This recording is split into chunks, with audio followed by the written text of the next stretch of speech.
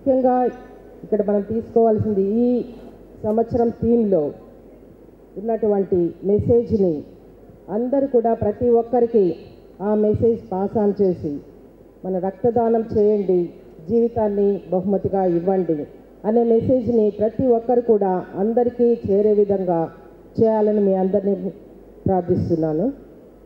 తర్వాత ఇక్కడ ఎక్కువ కూడా మనకి ఈ వాలంటరీ బ్లడ్ డొనేషన్ మనము చేస్తే మనకి ఎక్కడ కూడా మనకి రక్తము దొరకటం లేదు అనే సమస్య రాకుండా ఉంటుంది.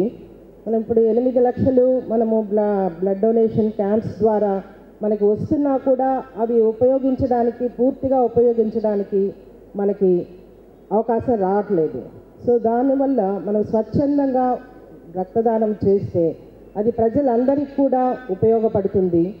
ముఖ్యంగా ఏంటంటే మా సైడు హాస్పిటల్స్లో ఎక్కువగా ఒక డెలివరీస్ సంవత్సరానికి 14 లక్షల జరుగుతూ ఉంటాయి ప్రతి సంవత్సరానికి. అందులో ఎక్కువగా రక్తలేమితో ఎక్కువ బాధపడుతూ ఉంటారు, రక్తస్రావంతో ఎక్కువగా చనిపోయే అవకాశాలు ఉన్నాయి. అలాంటి వాటికి మనకి కమ్యూనిటీ హెల్త్ సెంటర్స్, కొన్ని ఏరియా హాస్పిటల్స్ ఇవన్నీ కూడా బ్లడ్ స్టోరేజ్ సెంటర్స్గా ఉన్నాయి.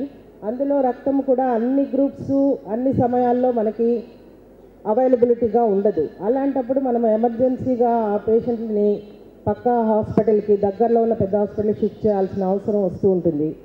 అందు గురించి మనకి అవసరమైన ఎన్ని అవసరం ఉందో అన్ని రక్తం గ్రూప్స్ ప్యాకెట్స్ని కూడా మనం ఈ హాస్పిటల్లో ఉంచుకోగలిగితే మనము ఈ విధంగా మనకు వచ్చిన ఎమర్జెన్సీ కేసెస్ని వాళ్ళని మరణాలు సంభవించకుండా మనం ఆపగలిగేదానికి మన శాయశక్తులా కృషి చేయగలుగుతాము. ఇక్కడ మన మధ్య చాలామంది దాతలు ఉన్నారు.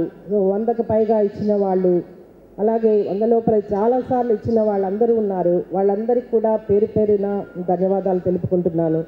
ఈరోజు ఇక్కడికి వచ్చి స్వచ్ఛందంగా రక్తదానం చేస్తున్న ప్రతి ఒక్కరికి కూడా ఈ సభాముఖంగా ధన్యవాదాలు తెలియజేస్తున్నాను.